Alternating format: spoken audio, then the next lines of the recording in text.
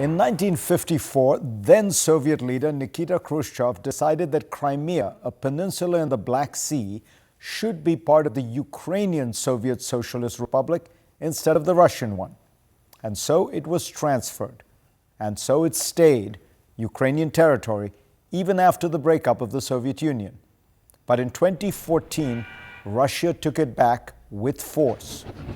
Today, many have suggested that Russia will never let it go and Ukraine can never get it back. My next guest begs to differ. Retired General Ben Hodges, the former commanding general of U.S. Army Europe, wrote about his view in a recent piece in The Economist. He joins me now. Welcome, General Hodges. Let me first ask you what you make of the state of play right now, given that we've been hearing all this talk about the Germans giving tanks, the Americans giving Abrams tanks. What is happening on the ground with?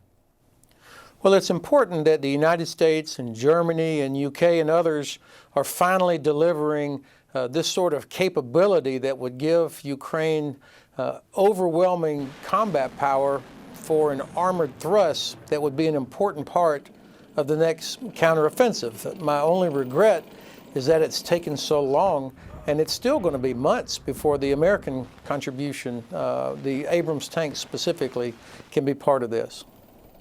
Is there a big Russian advance being planned from what you can tell on the ground? It does seem like there's a bit of a stalemate right now. What's going on as you see it? I would not call it a stalemate, because a stalemate implies that both sides are doing everything they can and you just can't move either way. I would say actually right now we are in this phase of the war where both sides are preparing for the next mobile phase of the war. The Russians, of course, have talked a lot about the next round of mobilization. You hear even the Ukrainians talk about there might be 500,000 Russian soldiers that are being mobilized. I'm very skeptical about those numbers. And of course, the Russians want us to be worried and thinking about a looming offensive so that we're focused on that rather than focused on the main effort, which is helping Ukraine liberate Crimea. So tell us why you think, just first strategically, this is the right thing to do, because a lot of people say, look, this was Russian until Khrushchev gave it in 1954, that this would be Putin's red line, that this would be the one thing, it is 95% Russian speaking. This is the one area that Ukraine should not go into. You on the contrary, say very much it is the place that Ukraine should stage an invasion. So it's important to remember, of course, that everybody, including the United States, recognizes that Crimea is sovereign territory of Ukraine. So there's no disputing the sovereignty of Crimea as part of Ukraine. I can't imagine a situation where it would be a good idea for Ukraine to go ahead and give up Crimea. Crimea is the decisive part of this war. Ukraine will never be stable or safe or secure as long as Russian forces still occupy Crimea. And they'll never be able to rebuild their economy as long as the Russian fleet is there sailing out of Sevastopol, interdicting traffic coming in and out of Odessa. So in terms of what's decisive, how can we press Ukraine to go ahead and give up Crimea? Okay, so now explain to us why it's doable militarily. I mean, Russia is a much bigger country. This is a matter of pride for them. They're much bigger economy, defense budget, and yet you say this is doable. Yeah. So I'm not so sure that it's a matter of pride for all Russians. You'll remember 500,000 Russians left the country last year rather than be mobilized.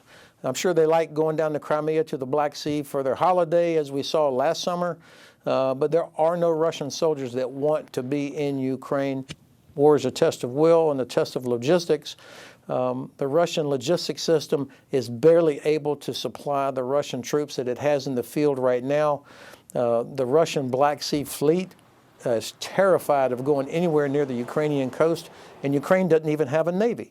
So I think when you start comparing populations and logistical systems, Ukraine does not have a manpower problem. They've got over 700,000 people in uniform and another 2 million that are ready to step forward.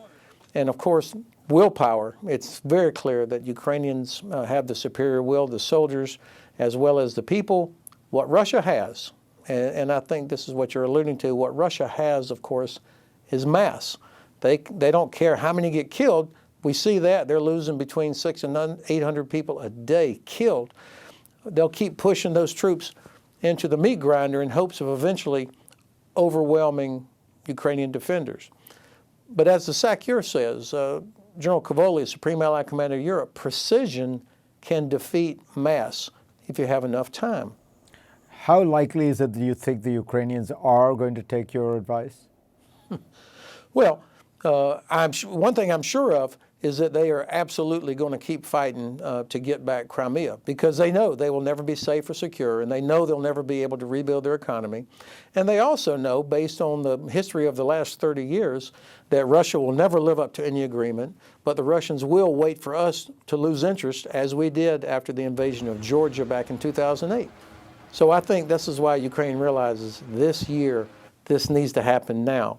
And it's got to be very frustrating for them when they hear the Joint Staff or the Pentagon or the administration talk about, oh, it's going to be very hard. I don't think they can defeat them this year. And then that's used as a reason not to provide capabilities that would help them win this year. So kind of a self-fulfilling prophecy. And I think this is a manifestation of the fact that the administration just cannot bring themselves to say they want Ukraine to actually win. Instead, we talk about we want them to be successful, or we don't want them to lose. And that's why we stop short of providing what's needed.